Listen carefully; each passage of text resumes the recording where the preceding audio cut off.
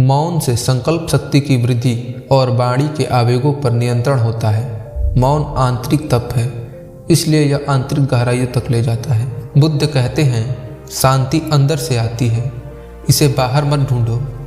इस दुनिया में हम केवल दौड़ने का काम करते हैं, एक ऐसे रास्ते पर दौड़ने का काम करते हैं जो कभी खत्म ही नहीं होता, या कहें इसकी कभी मंजिल ही नहीं आती। जीवन के अंतिम समय में भी हम वही खड़े मिलते हैं जहाँ से हमने शुरुआत की थी। हालांकि जो लोग अभी भी दौड़ रहे हैं और जिनके पास अभी भी समय बाकी है, वह जब आपको देखते हैं तो कहते हैं कि आपने अपने जीवन में इतना हासिल किया, इतना कमाया, इतने लोग आपको जानते हैं। लेकिन यह तो वही बता सकता है जिसके पास समय नहीं है कि उसने क्या पाया और क्या गंवाया है, और वो अभी भी अपने आप को उस अनंत कभी न खत्म होने वाले रास्ते पर अकेला खड़ा महसूस कर रहा है। और यह हम सबके साथ होगा, इससे कोई नहीं बचने वाला।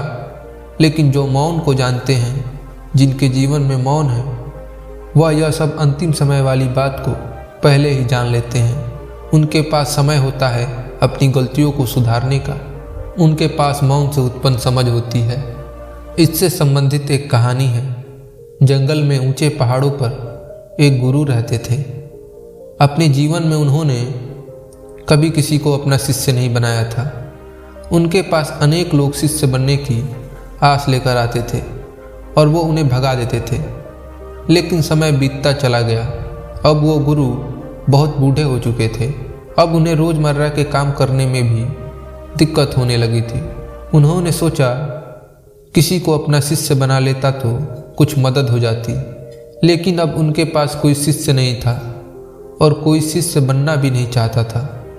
सबको यही लगता था कि कौन पागल गुरु के पास जाएगा। सबको तो यही पता था कि वह किसी को शिष्य नहीं बनाएंगे, बल्कि डांट कर भगा देंगे। लेकिन एक दिन एक युवक अपने कंधे पर एक पोटली बांधे गुरुदेव के पास पहुंचा और बोला, हे गुरुदेव, आप मुझे डांट ले, चाहे दंड दे, कुछ भी करें, लेकिन मुझे आप अपना शिष्य बना लीजिए। मैं आपसे उस ज्ञान को प्राप्त करने का इच्छुक हूँ जो आपने आज तक किसी को नहीं दिया। गुरु ने कहा, हाँ हाँ ठीक है, आज से तुम मेरे शिष्य। कल से मैं तुम्हें ज्ञान दूंगा। रात का समय था, आश्रम में पानी नहीं था। पानी थोड़ी दूर से लाना पड़ता था। शिष्य को प्यास लगी थी और वह पानी ढूंढने लगा। गुरु ने उसे पानी ढूंढता देख कहा, आज ऐसे ही सो जाओ, आज पानी नहीं है, कल पानी लेने चलेंगे। अगले दिन गुरु उस शिष्य को लेकर पानी के लिए चल पड़े। शिष्य को बहुत प्यास लगी थी, उसका गला सूखा हुआ था। वह जल्द से जल्द पानी पीना चाहता था। दोनों एक कुएं के पास पहुँचे। शिष्य ने जल्दी से उस कुएं से पानी निकाला और पी गया। गुरु ने कहा, अरे नालायक, गुरु को भूल गया, मैं भी प्यासा हूँ, मुझे भी पानी चाहिए। शिष्य ने गुरु से माफ़ी मांगी और गुरु को पानी पिलाया। शिष्य ने गुरु से कहा, गुरुदेव, आज आप मुझे कुछ ज्ञान देने वाले थे, वह ज्ञान क्या है? गुरु ने कहा, अच्छा ठीक है, तुम एक काम करो, इस कुएं में से कुछ पानी निकालो। शिष्य ने उस कुएं से कुछ पानी बाहर निकाला। तब गुरु ने कहा, अब मुझे बताओ, इस पानी में और जो पानी तुमने पिया था उसमें क्या अंतर है? शिष्य ने कहा, गुरुदेव, लेकिन वो पानी तो मैं पी गया हूँ, अंतर कैसे बता सकता हूँ? इसके लिए तो दोनों पानी का मेरे समक्ष होना आवश्यक है। गुरु ने शिष्य को थोड़ा घूर कर देखा और फिर कहा, जब मनुष्य के अंदर किसी चीज़ के लिए प्यास उत्पन्न होती है और वह प्यास अत्यंत गहरी होती है, तब मनुष्य उस प्यास के निवारण के लिए अपनी संपूर्ण ऊर्जा लगा देता है और तब उसे केवल अपनी प्यास बुझाने वाली वस्तु ही दिखाई देती है। उसके आसपास क्या है यह उसे नज़र नहीं आता। जिस प्रकार पानी मिलने पर तुम मुझे भूल गए थे और तुम्हें केवल पानी ही नज़र आया, लेकिन अभी भी तुम्हारे हाथ में पानी है, लेकिन अब तुम्हारे चारों ओर बहुत कुछ है। पानी भले ही वैसा हो जैसा कि तुमने पहले पिया था, लेकिन यह वह पानी नहीं है जिसके लिए तुम्हारे प्राण सूखे जा रहे थे। देखो, तुम इसे अभी भी अपने हाथ में लिए खड़े हो, अभी तक पिया नहीं है। हो सकता है तुम इस पानी को फेंक दो। यह पानी और इस कुएं में जितना भी पानी है सब एक है लेकिन हमारी मन की स्थिति के कारण यह हमें अलग अलग नज़र आ सकता है। अर्थात सब कुछ तुम में ही बदलता है, बाहर कुछ भी नहीं। यह सुनकर शिष्य बड़ा प्रसन्न हुआ और उसने अपनी पोटली से एक लेखनी निकाली और गुरु के कहे शब्दों को लिखना शुरू कर दिया। गुरु ने कहा, यह क्या कर रहे हो? शिष्य ने कहा, गुरुदेव, आपने जो कहा है उसे लिख रहा हूँ, फिर मैं इसको याद भी करूँगा, तभी तो मैं ज्ञानी बनूँगा। गुरु ने शिष्य को ऊपर से नीचे तक देखा और कहा, चलो आश्रम चलते हैं, भिक्षा भी मांगनी है। दोनों आश्रम चले गए। भिक्षा मांगकर रात में खाना खाकर सो गए। अगले दिन गुरु ने शिष्य को उठाया और कहा, जल्दी चलो। और वो शिष्य को लेकर कुएं के पास पहुँचे और शिष्य से कहा, कुएं से पानी निकालो। शिष्य ने कुएं से पानी निकाला। तब गुरु ने कहा, अब बताओ, इस पानी में और जो पानी तुमने कल पिया था उसमें क्या अंतर है? शिष्य ने अपनी पोटली निकाली और उसमें जो लिखा था उसे पढ़ना शुरू कर दिया। जब किसी मनुष्य में किसी चीज़ के लिए प्यास उत्पन्न होती है, तब गुरु ने उसे रोकते हुए कहा, क्या कर रहे हो? इस पानी को सूंघो। शिष्य ने उस पानी को सूंघा और कहा, इस पानी से तो बदबू आ रही है, यह तो सड़ा हुआ है। तब गुरु ने कहा, देखो, उस कुएं में शायद कोई जानवर गिरकर मर गया है। शिष्य ने झांक कर देखा तो उसे एक जानवर कुएं में गिरा दिखाई दिया। शिष्य ने उस जानवर को कुएं से बाहर निकाला। तब गुरु ने शिष्य से कहा, इस धरती पर जो भी जन्म लेता है आवश्यक रूप से मृत्यु को प्राप्त होता है। जब हम जन्म लेते हैं तब हम में जीवन संपूर्ण होता है और मृत्यु शून्य होती है।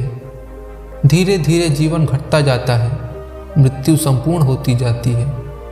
किसी की भी मृत्यु अचानक नहीं होती, जन्म से ही यह प्रक्रिया धीरे धीरे चलती जाती है और अंततः हमारी यात्रा जन्म से मृत्यु की ओर होती है। किसी के लिए यह प्रक्रिया तेज होती है और किसी के लिए धीमी होती है, लेकिन होती सभी के लिए है। शिष्य ने अपनी लेखनी निकाली और गुरु द्वारा कही गई बात यह भी लिख डाली। गुरु ने शिष्य से कहा, चलो कुएं की ओर। तभी शिष्य ने गुरु के पैर पकड़ लिए और कहा, नहीं गुरुदेव, आप मुझे कुएं में ना धकेले, मैं अभी मरना नहीं चाहता। गुरु ने कहा, अरे मूर्ख, मैं तो केवल इतना कह रहा हूँ कि इस कुएं के चारों ओर बाण लगा देते हैं, जिससे इस कुएं में गिरकर कोई जानवर ना मरे। दोनों गुरु और शिष्य वापस आ गए। एक दिन शिष्य ने गुरु से कहा, गुरुदेव, आप मुझे वह ज्ञान दीजिए जो सबसे बड़ा हो। वैसे भी आपकी उम्र हो चुकी है, आप कब मृत्यु को प्राप्त हो जाएंगे पता नहीं। अगर आप मुझे वह ज्ञान बताकर मरेंगे तो वो ज्ञान मैं आगे लोगों तक पहुंचा सकता हूँ। शिष्य अपनी लेखनी लेकर बैठा था, लेकिन गुरु ने कुछ नहीं बोला, वो मौन रहे। शिष्य ने अपनी लेखनी से लिखा, बड़ा ज्ञान, और उसके नीचे लिखा, मौन। 1 वर्ष तक रोज वह शिष्य गुरु से उस ज्ञान के बारे में पूछता और गुरु मौन रहते और वह रोज अपनी लेखनी से मौन लिखता। एक दिन रात को वो उठा और बाहर चांदनी रोशनी में बैठ गया और सोचने लगा, गुरुदेव उसे वह ज्ञान क्यों नहीं दे रहे जो सबसे बड़ा है। उसके मन में हजारों विचार चल रहे थे। अचानक उसने एक पंछी की आवाज़ सुनी, उसकी तरफ वो आकर्षित हुआ। तब उसने हवा से हिलते पेड़ों के पत्तों की सरसराहट सुनी। उसने ठंडी चलती हवाओं को महसूस किया। उसने एक सन्नाटा महसूस किया, लेकिन उस सन्नाटे में कुछ आवाज़ भी थी। तब उसने सन्नाटे की आवाज़ सुनी और बड़े ध्यान से सभी आवाज़ों को सुन रहा था। उसका मन शांत हो गया था। वह पहली बार इतना आनंदित महसूस कर रहा था। वह भूल गया उस बड़े ज्ञान के बारे में, लेकिन तुरंत ही उसके मन में ख्याल आया, ऐसे अनुभव को तो मैं लिख लेता हूँ। वह अपनी लेखनी लाया और उसने देखा कि उसके सभी पन्नों पर लिखा है मौन और सबसे ऊपर लिखा है बड़ा ज्ञान। तब उसे अचानक एहसास हुआ कि यही तो बड़ा ज्ञान है, मौन ही बड़ा ज्ञान है। गुरुदेव रोज मुझे ज्ञान दे रहे थे, मैं ही उसे नहीं ले पा रहा था। वह पूरी रात बैठा रहा और मौन का अनुभव करता रहा। सुबह होने पर वह गुरु के पास गया। उनके समक्ष बैठकर उन्हें चुपचाप देखता रहा। गुरु समझ गए कि शिष्य को मौन मिल गया है। गुरु ने कहा, मौन ज्ञान नहीं है, लेकिन मौन ही ज्ञान का आधार है। यह हमें वह देखने में मदद करता है जो हमारी आंखों के सामने होते हुए भी हम नहीं देख पाते। बाहर चाहे कितना भी शोर हो, लेकिन मन के भीतर मौन होना चाहिए। शिष्य ने अपनी लेखनी गुरु को समर्पित कर दी और फिर उसने कभी कुछ नहीं लिखा, सिर्फ महसूस किया, एहसास किया और असली ज्ञान को प्राप्त किया।